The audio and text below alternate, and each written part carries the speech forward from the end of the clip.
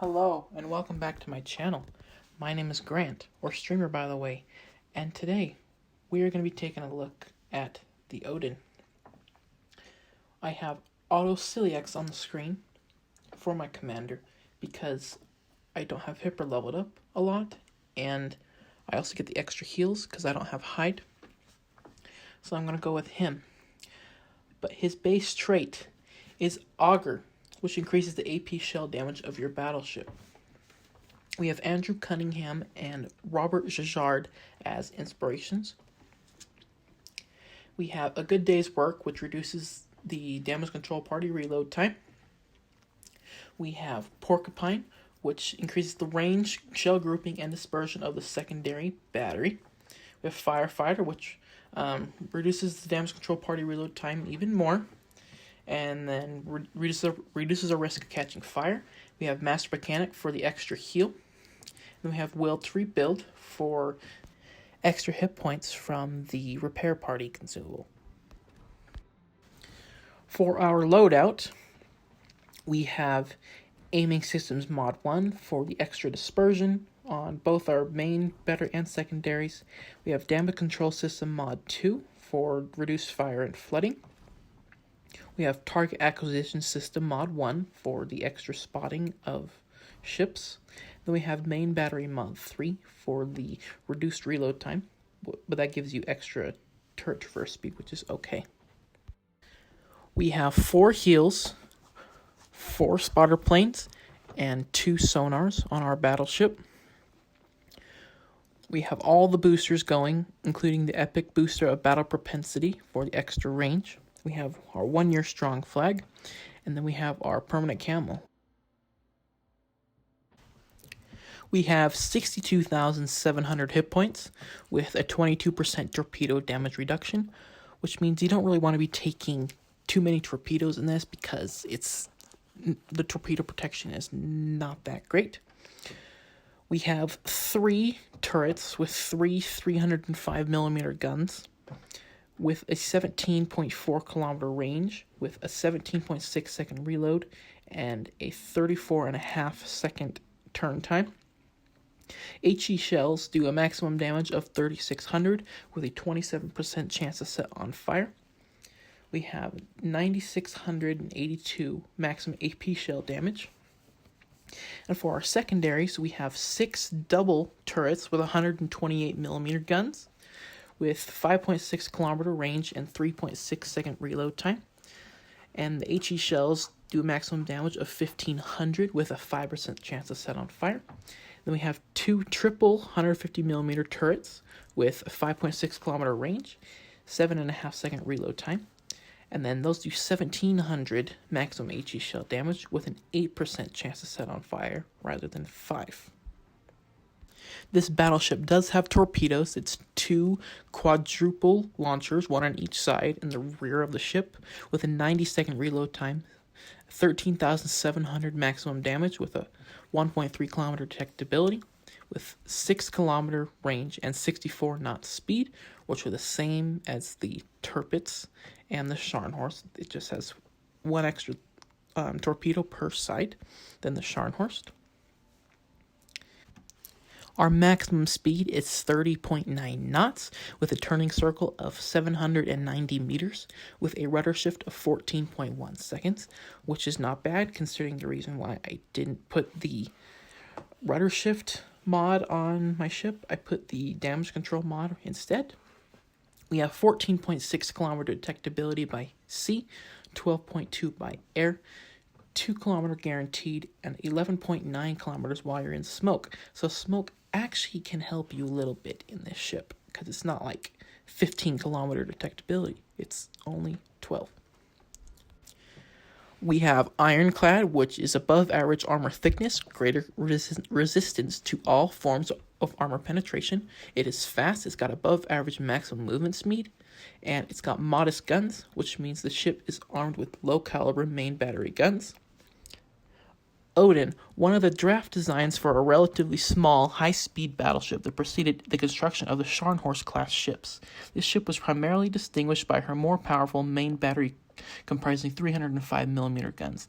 She was he was designed in 1935 because this is the German Navy, and all their military machines are guys, I guess. And the ship, it looks pretty good. I like the way it looks. I'm just going to take a little look around for a moment. Let's look at it. That gap right there in the middle, I don't really like it that much. I'd prefer the catapult to be on the back of the ship, but that's all right. Nothing's perfect. And I will see you guys in the gameplay. All right, and here we are in the gameplay. We're going to be on the Atlantic on a regular just capture the base match. It's not a domination, so I don't have to worry about my destroyers being stupid and not capturing the base.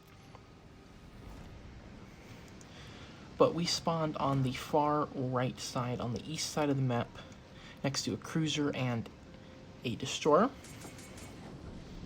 And this is actually the first match I had in this ship, and I think it's a pretty good ship. We have an Amagi, a Bismarck, and an Iowa on the other team, and a Scharnhorst as well. So we have to take a look out for those.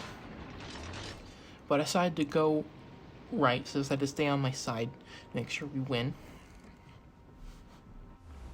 So we have Moss on my side. I saw his name was Spartan. I was like, is that Spartan Elite? But I was like, no, never mind. That's not him. So Yudachi on our team as well. He's going towards the left side, the west side of the map. And I'm spotted pretty close into the match, I guess. I don't know how to say that. But there's an Iowa out there we decided to take a shot at. And it's German dispersion, so it's like not good. But we do 3,100 damage to him. Basically nothing. But then we see there's an Atlanta spotted, and it's just an Atlanta sailing at an angle in front of me. So why not take the shot at him? I take a shot at him, and nothing.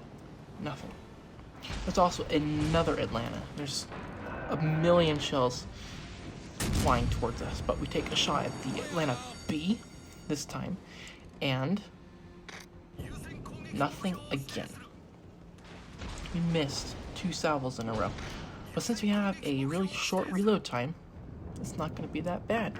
We just wait 17 seconds and we have another shot off. So the shot's out on the Atlanta again, and we hit him really hard with a Citadel and 1 penetration, and we do 12,000 damage. Our guns are almost loaded again, and we take another shot at him, trying to take him out. And I'm pretty confident he's going to be taken out. Yeah, we get another Citadel, first blood, and our first kill of the game. So we shift our attention back to the other Atlanta, who decides to start sailing away. He's like, oh no, the other Atlanta was taken out by this Odin. This Odin actually knows what he's doing. He starts to sail away. I put up my spotter plane so I can get some extra dispersion, and we hit the Atlanta for about 9,000, which brings our damage up to 26,367. These guns reload so fast, it's hard to get stuff to talk about in between. But we have another shot out on him, and we hit him for another 5,000 damage. And since our guns reload so quickly, we can get 3 salvos off in the time our plane is in the air. So we got our 3rd salvo off on the Atlanta while our plane is still in the air. A few of the shells hit that rock there, but we destroy him too with another Citadel and another kill. And then we see there was an Iowa here who just disappeared. And then there's an Amagi over there who's bouncing us, but I look at him, decide he's bouncing. I'm not going to do anything significant, so I just turn my guns back towards where the Iowa was. Take a little look around, keep my guns locked over to that one side. And the Iowa pops up again, and he's not battle tanking He's at a pretty good angle, but I decided to take a shot at him anyway. I do another heal to get some health back, and looks like we didn't do any damage to the Iowa. He starts turning to battle tank us. Take another shot at him. Aim up towards the superstructure a little bit because he is 900 feet long.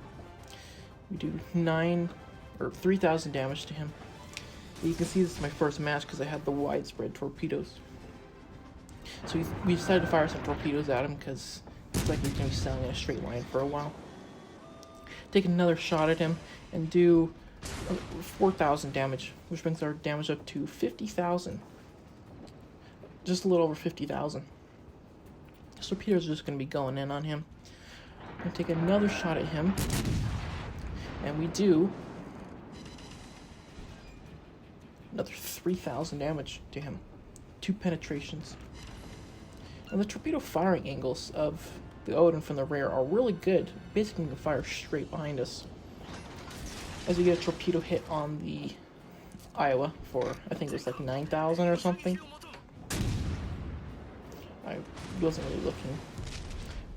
But the Iowa gets us for a good hit.